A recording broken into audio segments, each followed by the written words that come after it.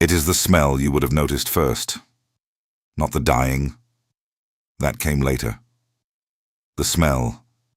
Vinegar, boiling in iron pots on every doorstep, every threshold, every windowsill in the city of Florence. Vinegar and rosemary and juniper berries burned over coals, the smoke curling out into streets so narrow 2 men could not walk abreast. They believed the smell would save them. They believed bad air carried bad disease, that if you could keep the air clean, you could keep the body whole. And so the city smelled of vinegar. For a while, that was all it smelled of. It is the summer of 1348. Florence, the richest city in Europe, the city of bankers and poets and frescoed churches, has a population of roughly 100,000 souls. By October, it will have fewer than 50,000. Some estimates say 40. The rest will be dead, not in war, not in famine, in plague. And the dying will not be quick, and it will not be quiet, and no amount of vinegar will make the slightest difference. This is the story of what that looked like. Day by day, street by street, body by body. Not from the safe distance of 7 centuries, but from inside the walls, inside the houses, inside the rooms where people lay on straw mattresses and waited to learn whether the swelling beneath their arm was what they feared it was. The records survive. The men who wrote them were there. This is what they wrote. The disease that would destroy Florence had already been traveling for years.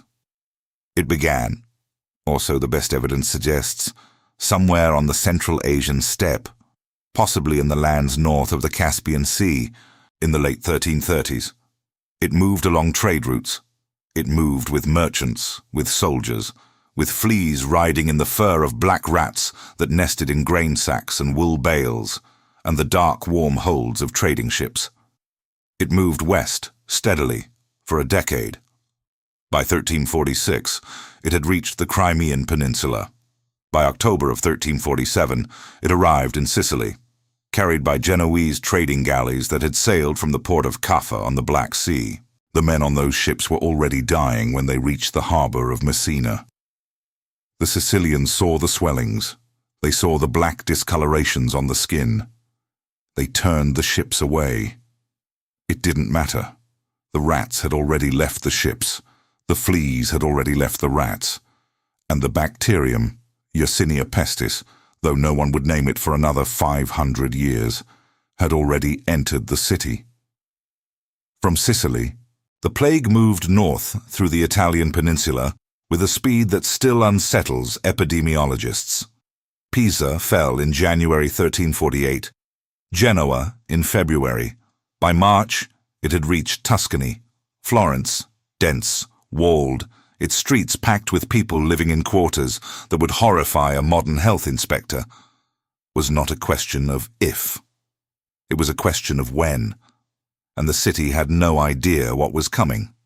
Not really. They had heard rumors from the south. They had heard that people were dying in Messina, in Catania, in Pisa.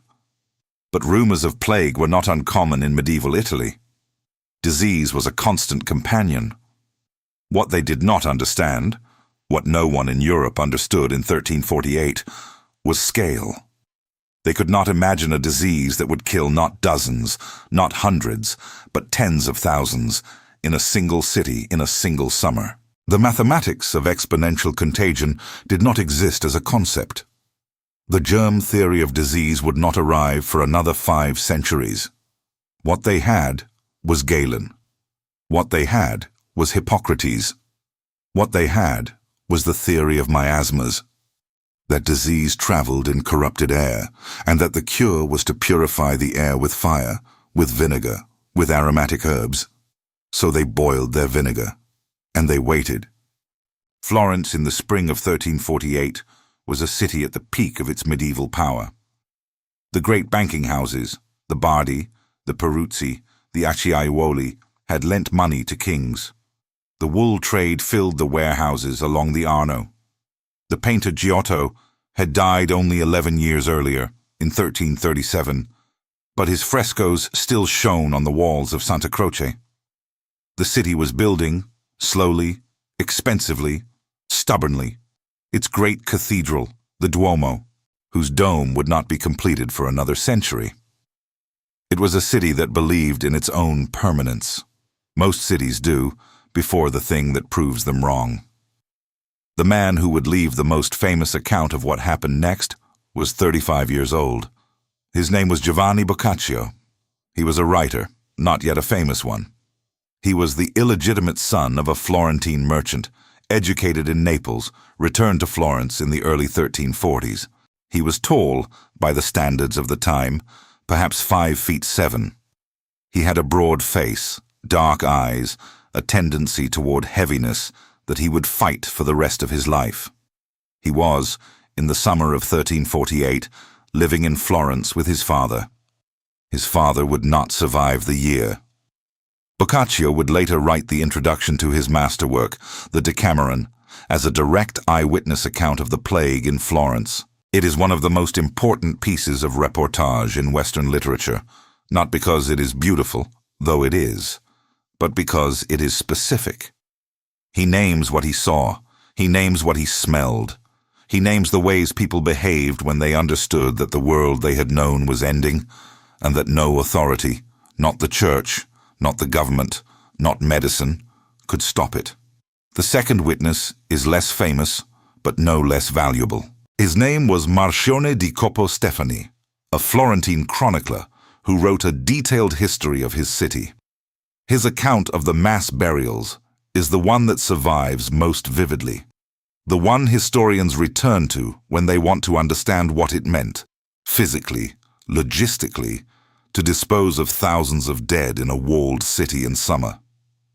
And then there is the third figure. And here, honesty requires a pause. She is not in the records by name. She is a composite, assembled from what we know of mortality patterns in the neighborhood of Santa Croce, where population density was highest and death rates were worst. She is a washerwoman, perhaps 40 years old by the measure of her time. She lives in a house with a dirt floor and a single window. She has 2 children still living. She washes linens for the households on the Via dei Benci. Her name is lost. Her death is a statistic, but she was real, and she was there, and her neighborhood would lose 2 out of every 3 people before the summer was over. Remember her. She will not appear in any chronicle. But the plague was made of her, multiplied by thousands. Day 1.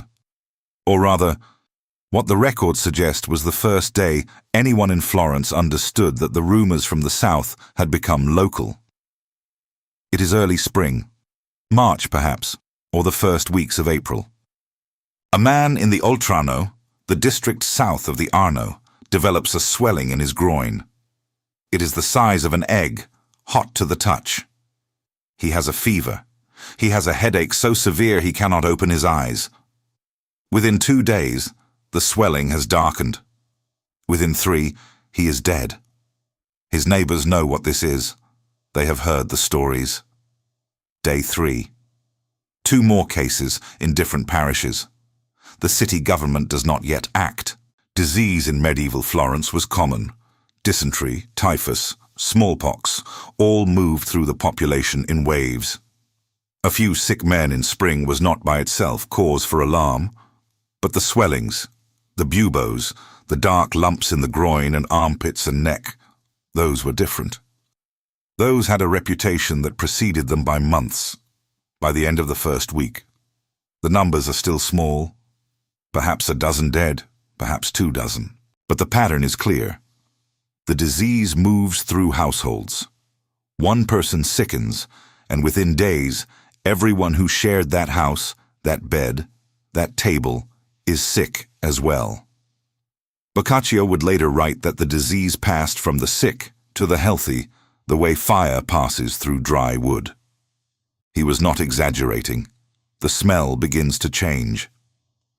Under the vinegar, beneath the rosemary and the juniper and the smoke, there is something else now, something sweet and thick and wrong, the smell of infected flesh, the smell of buboes that have burst, the smell of bodies lying in rooms where no one dares to enter. It is a smell that would stay in the city for months. It is a smell that no one who survived it ever described without pausing. Day 14. The dying has become visible. It is no longer a rumor or a number or a thing happening in another parish. It is in every street. The churches are full, not with worshippers, not yet, but with the sick, lying on the stone floors, because there is no room in the houses. The priests are still performing last rites. That will not last. What does a city sound like when it begins to understand that it is dying?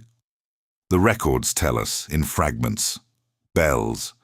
The churches rang their bells for every death. It was custom, it was duty. It was the sound that told a neighborhood someone had gone. In the first weeks, the bells rang often. By the third week, they rang constantly.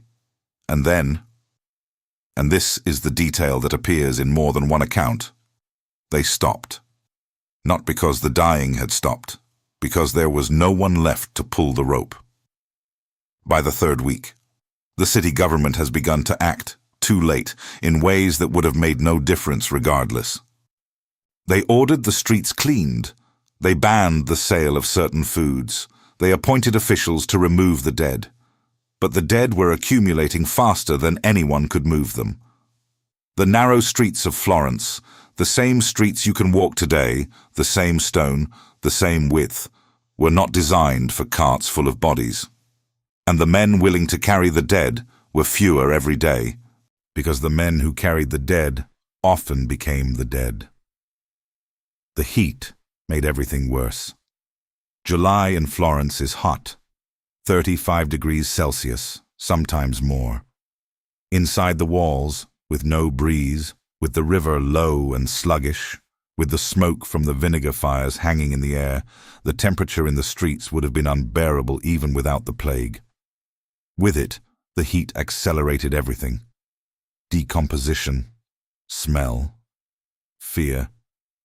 Day 30, a month in, and the social fabric of the city has torn. Boccaccio describes it with the precision of a man who cannot quite believe what he is writing. Parents abandoned children. Children abandoned parents. Husbands left wives. The bonds that held a medieval city together, family, parish, guild, neighborhood, dissolved. Not because the people of Florence were cowardly, because they were terrified, and because they had learned, by hard observation, that to stay near the sick was to become the sick. The choice was not between courage and cowardice.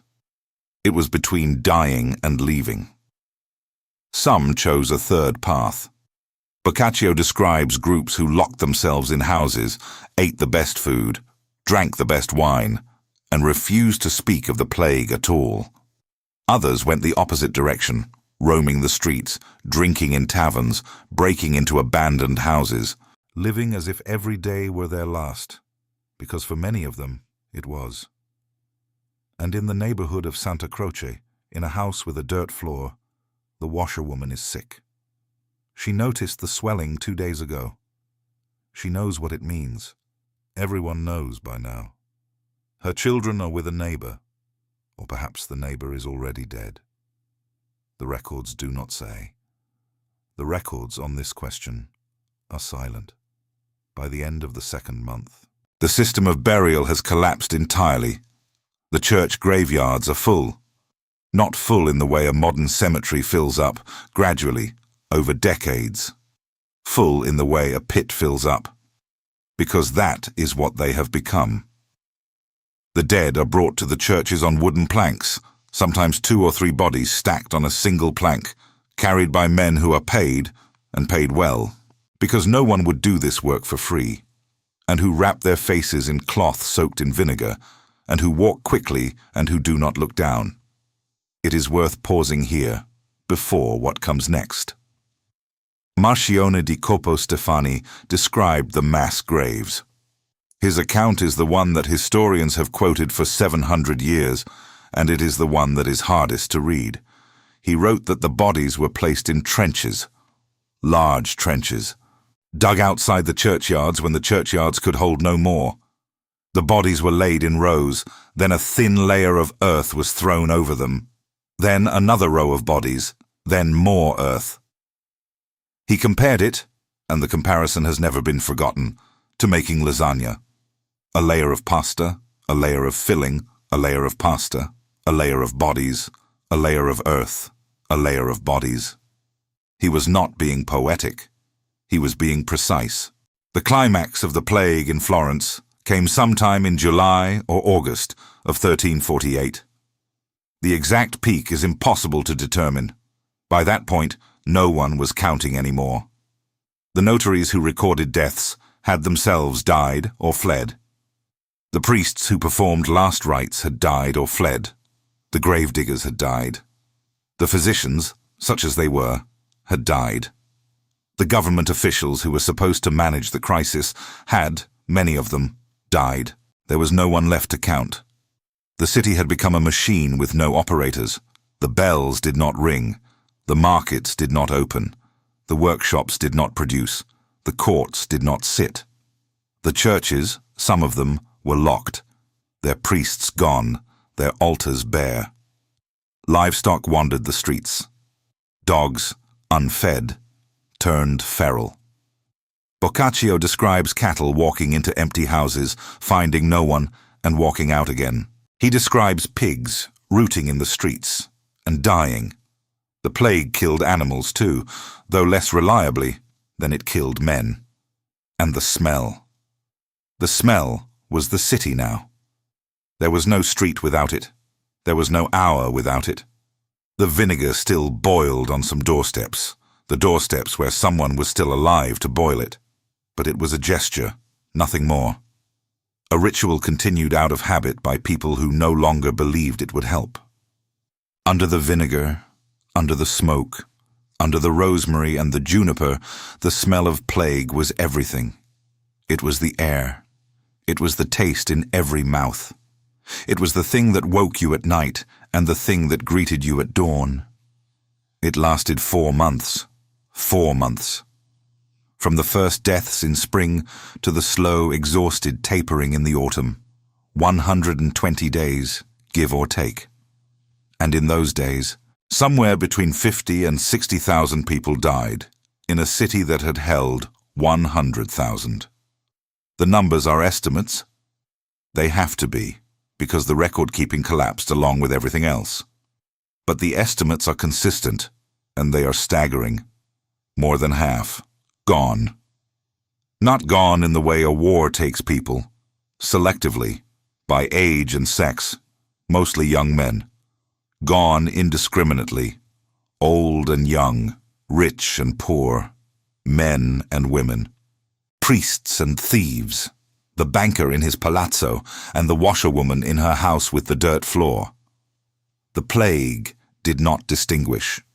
It was, in that sense, the most democratic force the medieval world had ever encountered. It did not care about your name, your guild, your patron saint, your family's coat of arms. It cared about your proximity to a flea that had fed on an infected rat. That was all. The autumn came. The dying slowed, not because of the vinegar, not because of the prayers, not because of anything the city had done. Because the plague, like all plagues, eventually runs low on fuel. When enough people have died or recovered, the chain of transmission weakens. The survivors, and there were survivors, tens of thousands of them, emerged into a city that was no longer the city they had known. The streets were quiet, quiet in a way that Florence had never been quiet. A city built for the noise of 100,000 voices, hammering, shouting, singing, arguing, praying, selling, was now half empty. Houses stood with their doors open and no one inside. Workshops stood with their tools on the benches and no hands to hold them. The Arno moved through the city the way it had always moved, indifferent, steady, reflecting the same bridges and the same towers, as if nothing had happened. But something had happened. something that would take generations to absorb. Boccaccio sat down to write. Not immediately. The Decameron would not be completed until 1353.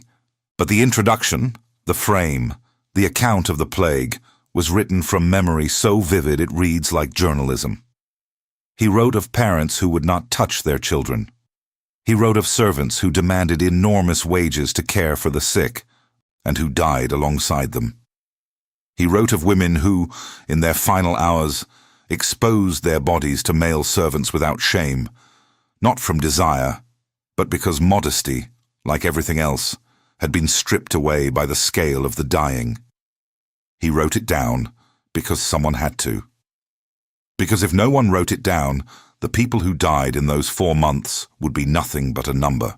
And a number, even a number as large as 60,000, is easy to forget. The Florentines did not forget. They could not.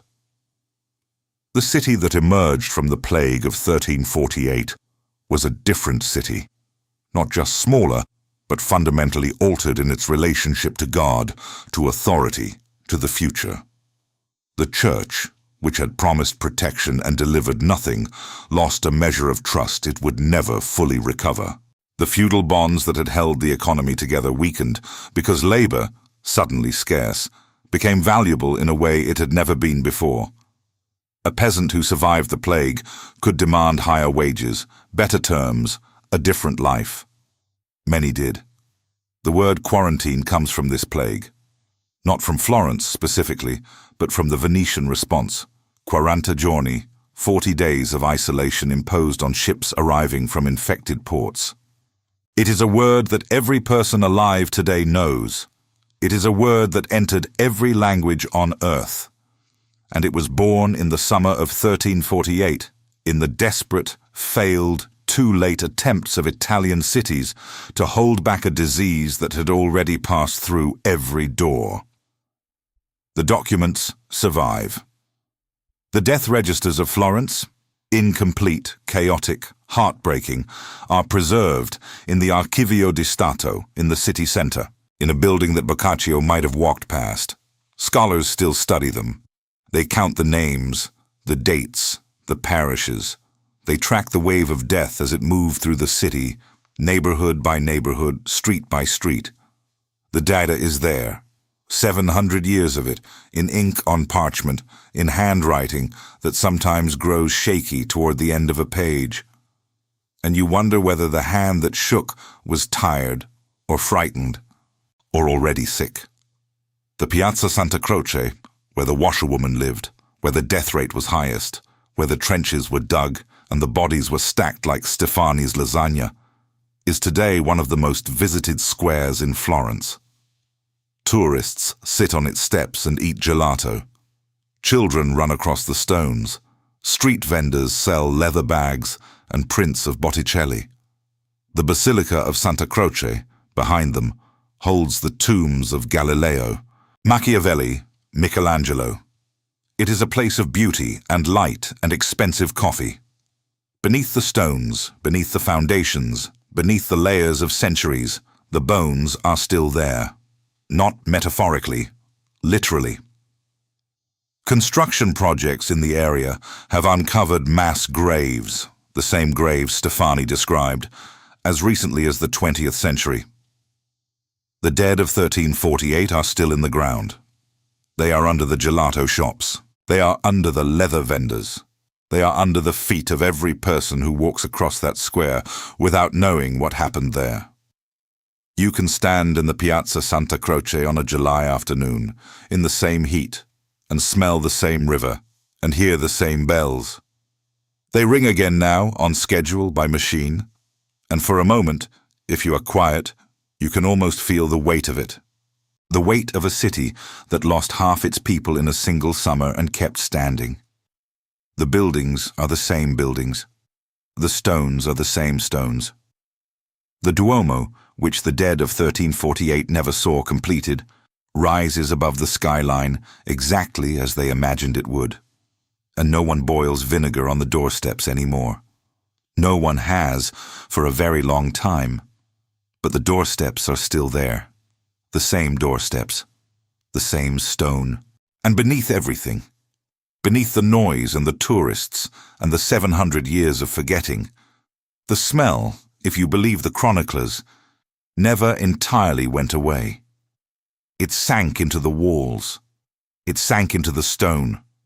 It became part of the city, the way the dead became part of the ground. Florence remembers, not because it wants to, because it is built on what it lost.